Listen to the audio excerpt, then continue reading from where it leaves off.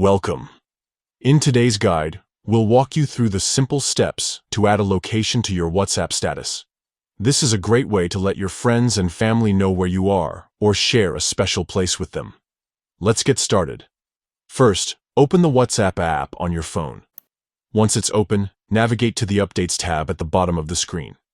This is where all your status updates and those of your contacts are located. Next, it's time to create your status.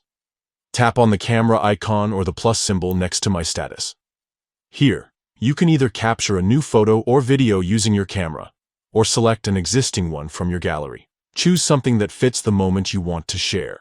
Once you've selected or captured your media, look at the top of the screen and tap on the sticker icon. This will open up a menu with various sticker options, including emojis and other fun features.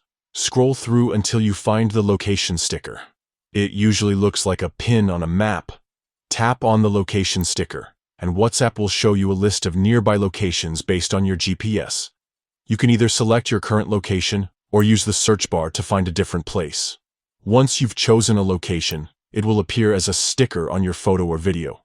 Now, feel free to move or resize the location sticker to fit perfectly into your status design. When everything looks good, tap Send to post it.